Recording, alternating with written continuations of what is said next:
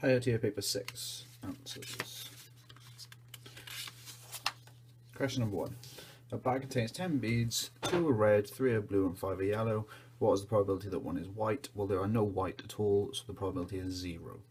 Either red or yellow, well, there are 2 red and 5 yellow, so that's a total of 7 altogether out of the possible 10.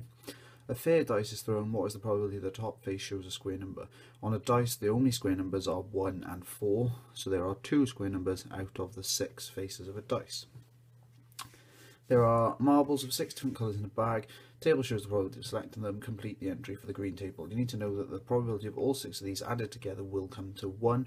Obviously, you could do this without a calculator, but given that it is calculator paper, it's slightly quicker and obviously a little bit more accurate to just use the calculator anyway. So adding those lot comes to 0.91, so that leaves us as 0.09 for the probability of green. Don't have to write anything here, it's already filled in the table. Which colour of marble is the mode, or which colour is most likely to be selected? That must be the probability that is the highest. So the mode would be the colour red. Question number 2, QWC. Again, I'm not going to actually write the sentences, but what I'm saying would be the sentences you need to be writing. So the first 25 cubic meters are charged at 93 pence each. So for the first 25 cubic meters, they're going to cost £0.93 each. So the first 25 cubic meters will cost £23.25. All further will be charged at 132 pence. Well, if they've used 46, we're going to subtract the 25 we've already accounted for. That means there are 21 cubic meters left, so those 21 are going to be charged at £1.32. So 21 times £1.32, and that's £27.72. And it also says there's a quarterly standing charge of £7.45, so no matter what you pay, that £7.45. And then to find the total bill, we are just going to add those 3 amounts together. So the quarterly water bill will be £58 and 42 pence. Part B, a different company charges different scales. So write down in its simplest form an expression for the quarterly bill in pound of X for a customer who uses X cubic meters, where X is bigger than 10. So as X is bigger than 10, we know they are definitely going to have these first 10, which are going to cost £1.50. We know that is definitely going to happen because they're buying more than 10. So that's going to be £15 altogether. We also know they have to pay this standing charge, so that's £4. So we know no matter what, they've got to pay £19 to start with, plus some other amount depending on how much more water they use. Now all further water is charged at £2 per cubic metre. Now if they've bought X, to work out how much more they've used, we're going to do X minus 10. Because if they bought 20 litres, for example, we'd already counted 10, so we'd have 10 left. If they bought 30, again we'd already used 10, so 30 take away 10 would give us the 20. So if they've used X, we're going to do X take away 10, and we're going to times that by £2 each. So then we can expand this bracket, and then we can just collect any like terms we might have. So this will be plus 2x minus 20. So 19 minus 20 is minus 1. So this will be 2x minus 1 altogether. Part C. So we need to work out how many meters they've used. So that's going to be 1702 minus 1678. So in total, they've used 24 cubic meters, and they're going to recycle 8. So they are recycling 8 out of 24, and they want that as a percentage. So we're just going to do 8 divided by 24, and then times that by 100, which comes out as 33.3 recurring percent.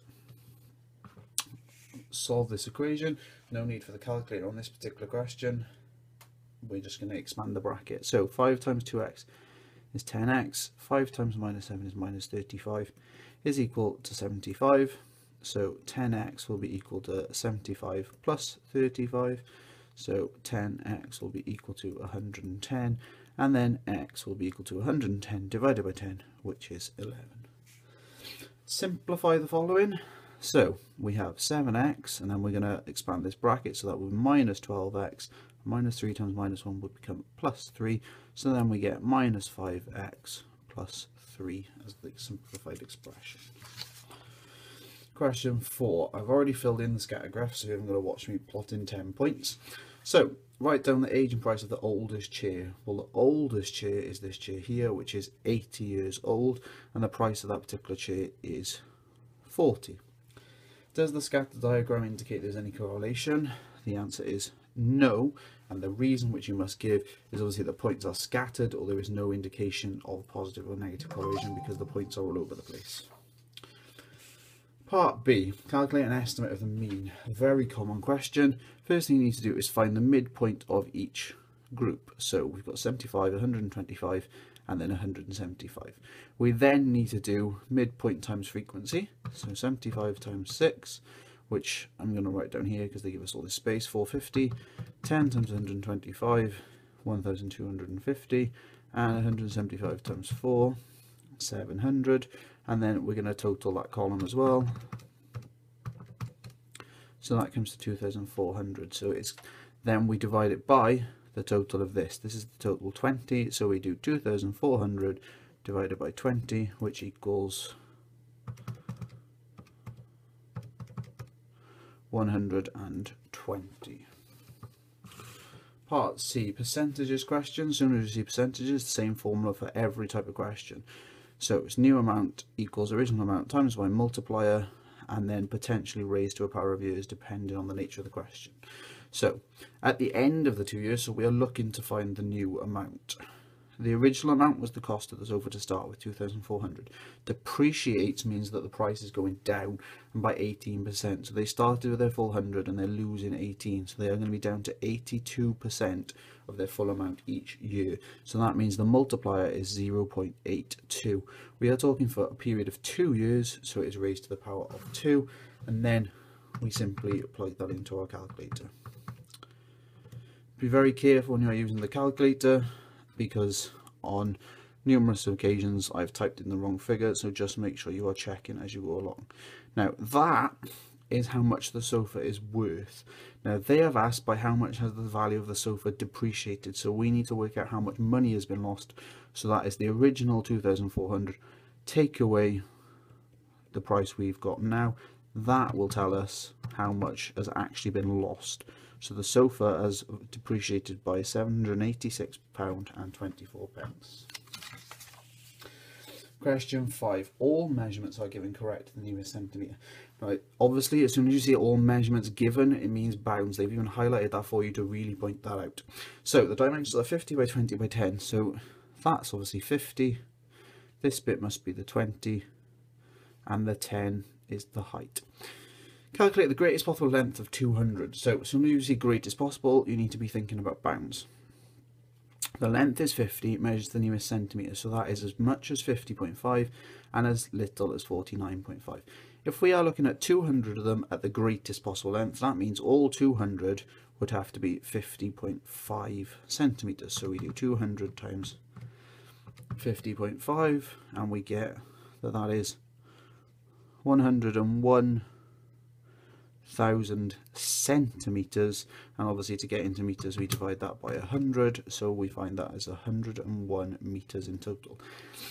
Be careful, there is an extra mark here. Explain any assumption you have made. Well, the assumption you have made is that they are end to end, there is no gaps between them, something along those lines. Part B. Very complicated looking question, but actually quite a straightforward one to work out. We are looking at the link between this table and that table. Well, we know that the cement is 10 here and 16 here. So the scale factor is how many times bigger is this? So the scale factor is 1.6. So this value is 1.6 bigger than that, and so on. That just means we times every value then by 1.6. So 18 times 1.6, 28.8. 36 times 1.6, 57.6. And 5 times 1.6 is 8.